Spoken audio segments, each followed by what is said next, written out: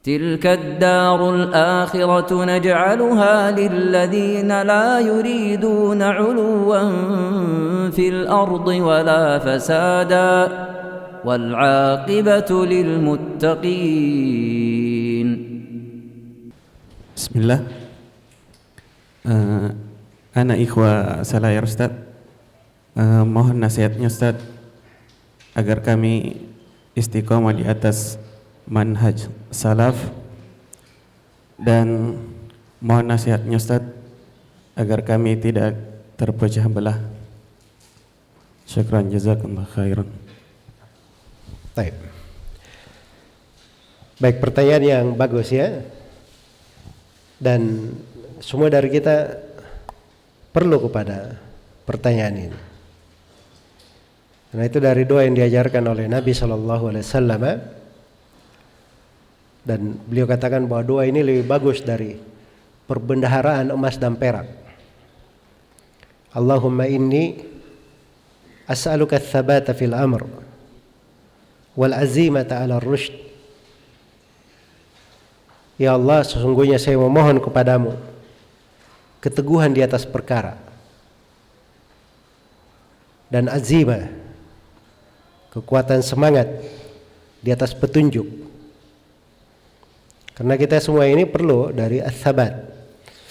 Karena itu banyak dari doa Nabi sallallahu alaihi wasallam, beliau berdoa, Allahumma ya muqallibal qulub tsabbit qalbi ala dinika wa ta'atik. Ya Allah yang membolak-balikkan hati, kuatkanlah hatiku di atas agama dan ketaatan kepadamu.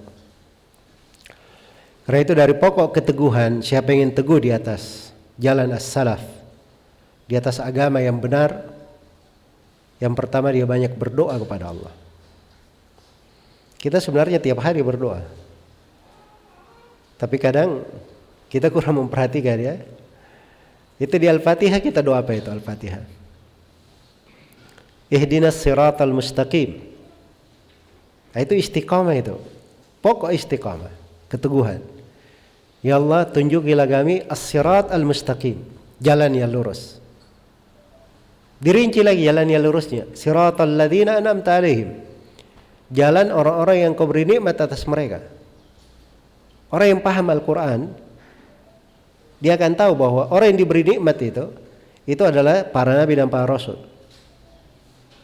Nabi Muhammad sallallahu alaihi wasallam secara khusus, dan para sahabat Rasulullah sallallahu alaihi wasallam, dan siapa yang mengikuti mereka dengan baik.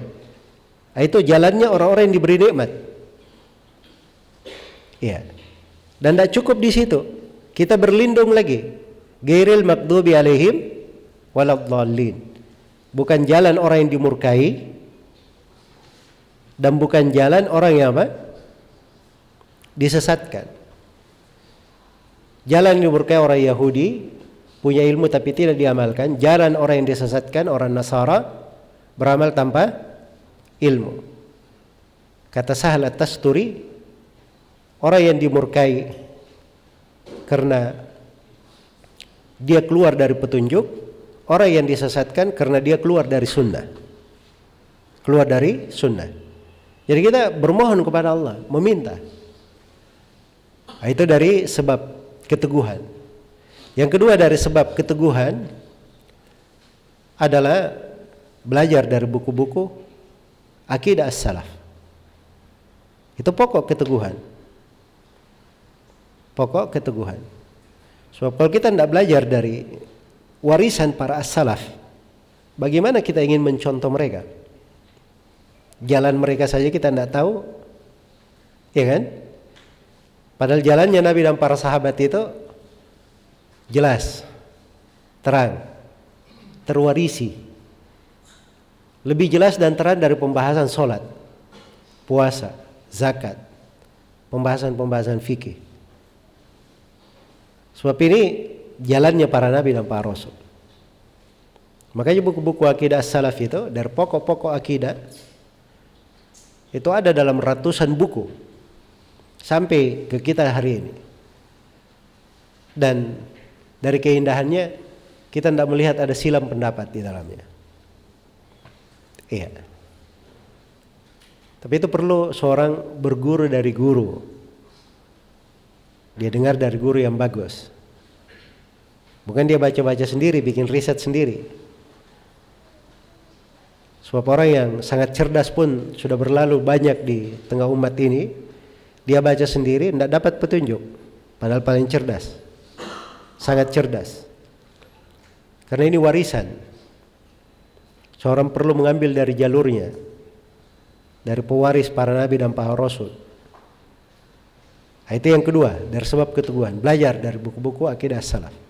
Supaya kita tahu jalan mereka. Kita bisa ikuti. Kemudian yang ketiga, pilih guru-guru yang bagus, teman-teman duduk yang baik. Iya. Karena itu dalam Al-Quran dikatakan, wattabi' sabila man anaba ilaika. Dan ikutilah jalan orang yang bertobat kepada engkau. Jalan orang yang bertobat kepada Allah itu jalannya para sahabat. Jalannya para sahabat. Dan siapa yang mengikuti jalan mereka? Siapa yang mengikuti jalan mereka? Maka kita diperintah untuk mengikutinya. Wasbir nafsaka ma'al ladina yad'una rabbahum bil ghadati wal ashi yuriduna wajhah. Sabarkan diri engkau bersama orang-orang yang beribadah kepada Rabbnya pagi dan petang, mereka menghendaki wajah Allah. Maka harus dia bergaul dengan orang-orang yang baik, orang-orang yang salih, orang-orang yang lurus di atas jalan as-salaf. Dia cinta kepada para ulama yang mengajak kepada jalan as-salaf. Itu baru dia akan lurus di situ. Iya. Hati-hati ya di masa sekarang ini, masa terlalu banyak syubhat yang menyambar-nyambar. Masalahnya orang kan punya media semua, dia lihat. Kadang yang tampil di layarnya ada orang-orang yang dikenal dengan penyimpangan, masih dia lihat juga. Kadang kan sebagian kita tertipu oleh judulnya. Dia tahu ini menyimpang. Oh ini si fulan ini menyimpang, apalagi yang dia bilang ini. Tadi dasarnya cuma mau tahu apa yang dia bilang. Begitu dia dengar, akhirnya jatuh dalam syubhat, pusing 7 keliling. Iya. Pusing 7 keliling. Minum jamu 7 bintang pun belum hilang pusingnya. Karena ini bukan masalah sederhana, dia masukkan syubhat ke dalam apa? Ke dalam hatinya. Belum tentu dia bisa keluarkan panah itu, panah beracun itu. Iya. Makanya seorang itu dia pilih mendengar dari guru yang baik, mengambil dari orang-orang yang baik. Iya. Dulu itu ini pelajar ya, banyak hafal hadits, menghafal Al-Quran. Abdurrahman bin Abi Hatim. Beliau tidak belajar kepada seorang guru kecuali kalau ayahnya bilang kamu belajar ke situ. Iya, sebab ayahnya ahli hadits, dia tahu semua orang. Dia pernah datangi seluruh negeri Islam, mendengar dari ulamanya. Makanya dia tahu guru-guru yang bagus, tidak bagus itu siapa. Jelas ya? Begitu metode-metode di dalam kiat-kiat supaya seorang itu teguh di atas jalan as-salaf.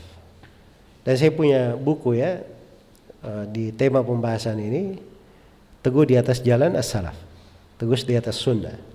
Itu mungkin bisa untuk dibaca nanti. Adapun bagaimana kiat seseorang itu supaya terhindar dari perpecahan, itu pada dasarnya dia harus tahu dulu apa jalan yang benar. Sebab yang keluar dari jalan benar itulah perpecahan sebenarnya. Wa anna hadza sirati mustaqiman fattabi'u wa la tattabi'us subul fatafarraqa bikum an sabili. Allah berfirman, sungguhnya ini jalanku yang lurus, ikuti jalan ini. Jalan lurus dulu, kenal. Itu jalannya Nabi dan para sahabat. Dan jangan ikuti as-subul, jalan-jalan yang lain, di kanan dan kiri yang menyimpang. Sebab jalan yang lain ini akan memecah belah kalian dari agama Allah. Ya kalau kita kenal jalan yang lurus, maka kita akan tahu jalan-jalan yang menyimpang itu apa. Dan pokok penyimpangan, dia jauh dari orang yang berilmu, dia banyak menyelisihi Al-Quran dan Sunnah Rasulullah Sallallahu Alaihi Wasallam, dia tidak indahkan kesepakatan-kesepakatan para ulama. Itu ada ya pokok-pokok yang disepakati oleh para ulama. Kita jangan keluar, jangan bikin jalan baru. Beragama itu sudah ada jalannya. Iya.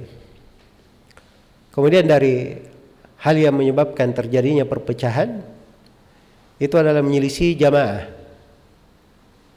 menyelisihi kebersamaan umat Islam. Apakah di dalam sholat, dalam hidup bernegara, lebih besar lagi. Menyelisihi dalam hal itu perpecahan namanya. Itu perpecahan. Dan jangan terkecoh ya dengan sebagian orang di masa ini. Oh ini kita harus reformasi, mengadakan perbaikan. Ini untuk masa depan bangsa. Tidak ada, itu isi perutnya saja semua. Kalau dia jujur ingin memperbaiki, bukan begitu caranya. Karena itu kata Al-Hasan Al-Basri tentang orang Khawarij, semuanya itu bagus, amar ma'ruf nahi munkar, begini. Kata Hasan Al-Basri, enggak ada, itu semuanya cuma dunia. Cuma dunia. Itu pandangan orang yang berilmu. Dia mungkin bisa mengecoh orang. Oh ini saya pengen perbaharuan. Iya. Sudah berlalu kita lihat orang-orang yang bikin masalah dari reformasi sampai sekarang. Kita lihat orang-orangnya. Cuma mengais di belakang dunia. Iya, dan itu fakta harus kita tahu, dan itu berjalan dari sejarah. Semua orang yang melakukan pembangkangan, merusak kebersamaan, itu tidak ada yang di belakang akhirat. Ujung-ujungnya dunia. Jadi itu fikih yang harus dipahami. Jadi, kalau ada yang keluar dari hal itu dari sebab perpecahan. Dari yang menyebabkan perpecahan juga sebenarnya itu adalah dosa. Seorang kadang berbuat dosa, berbuat maksiat, tidak sadar akhirnya bermusuhan dengan saudaranya, dipisahkan dengan saudaranya.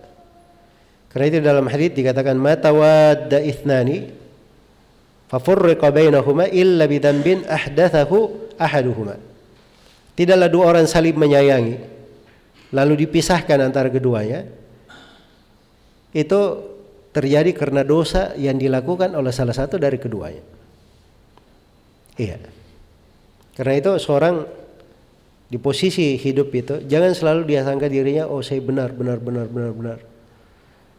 Harus ada sudut dia merendah hati, dia beristighfar, memohon hidayah kepada Allah Subhanahu wa taala. Dia bertobat apabila dia jatuh dalam dosa dan kesalahan. Itu mana-mana harus ada juga di dalam diri kita. Ya wallahu taala alam. Baik.